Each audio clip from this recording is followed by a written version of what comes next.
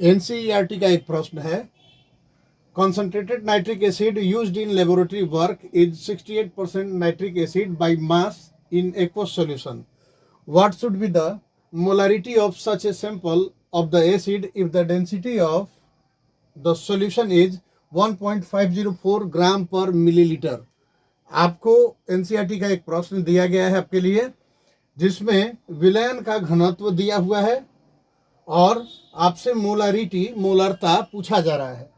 साथ ही इस प्रश्न में कहा जा रहा है कि 68% nitric acid 68% nitric acid by mass का यूज करते हैं लेबोरेटरी रिजेंट के रूप में। प्रयोगशाला में इसका अभिकर्मक के रूप में उपयोग किया जाता है और आपसे कहा जा रहा है कि आप इसका मोलारिटी निकालिए, मोलारिटी निकालना है। इस तरह के एसिड के किसी सैंपल का मोलारिटी निकालना है।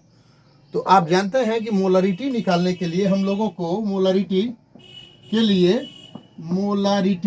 निकालने के लिए आपको N/V पता होना चाहिए, यानी number of moles of nitric acid by volume of solution in litre पता होना चाहिए। तो मोलारिटी तब निकलेगा जब नाइट्रिक एसिड के मोलों की संख्या पता हो और विलयन का आयतन पता हो। तो विलयन का आयतन और नाइट्रिक एसिड के मोलों की संख्या पता हो। प्रश्न में आपको दिया हुआ है 68% नाइट्रिक एसिड बाई मास दिया है in aqueous solution.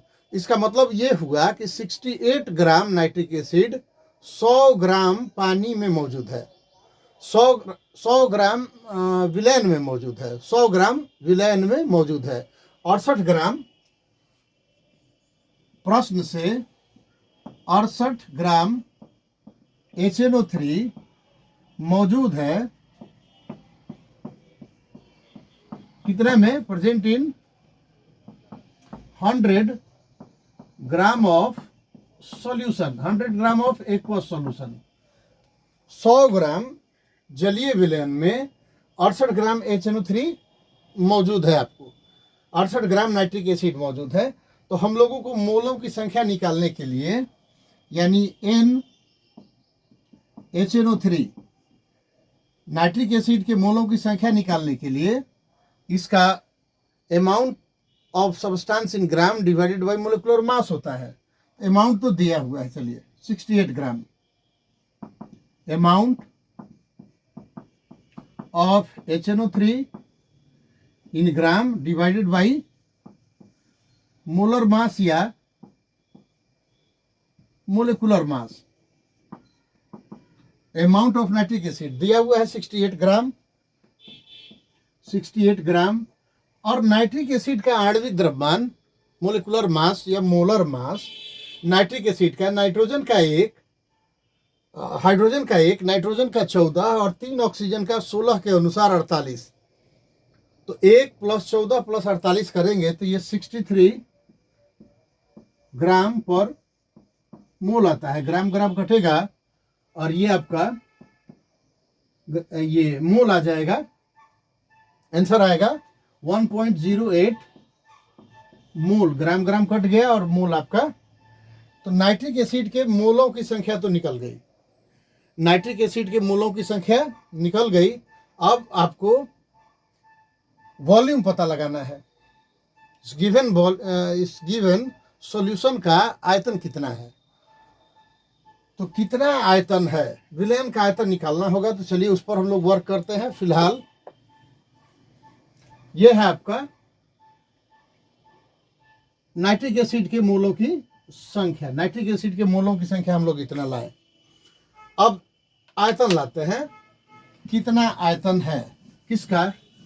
Nitric acid के इस जलीय विलयन का आयतन कितना है वो देखिए, ध्यान दीजिएगा। Volume of aqueous solution of nitric acid. तो वॉल्यूम ऑफ सॉल्यूशन, वॉल्यूम बराबर होता है mass by density, mass by density.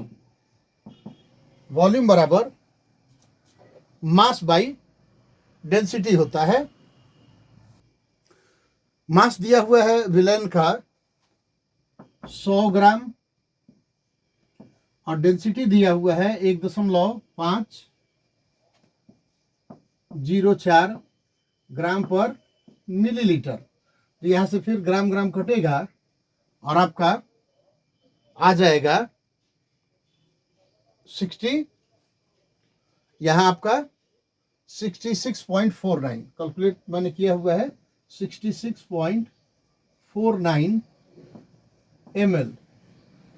तो ये जो वॉल्यूम आ रहा है और बी सॉल्यूशन ये जो आ रहा है 66.49, उसमें अगर 1000 से भाग दे दे तो लीटर में आ जाएगा।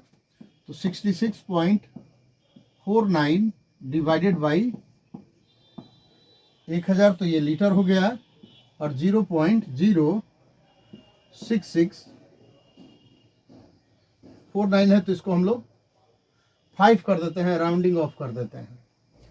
इस तरह अब आपका विलयन का आयतन आ गया, विलयन का आयतन आ गया। मोलारिटी N/V होता है number of moles of solute divided by volume of solution in litre. Molarity अब निकाल लेते हैं। मोल पता है और विलयन का आयतन भी हम लोगों ने इतना निकाला।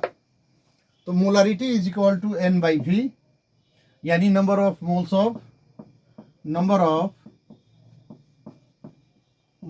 ऑफ सॉल्यूट, सॉल्यूट की जगह यहाँ HNO3 है, divided by volume of solution in litre. यहां से कैलकुलेशन को नीचे ही कर दे रहा हूं। नंबर ऑफ मोल्स आया था 1.08 मोल डिवाइडेड बाई 0.0665 लीटर। तो भाग देने के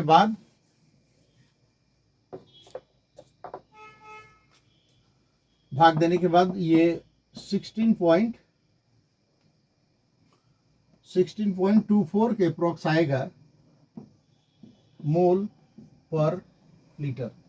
16.24 मोल पर लीटर आया। आप इसको 16.24 m भी कर सकते हैं या फिर 16.24 मोलर भी लिख सकते हैं। मोलारिटी निकला इस तरह से इस विलयन का।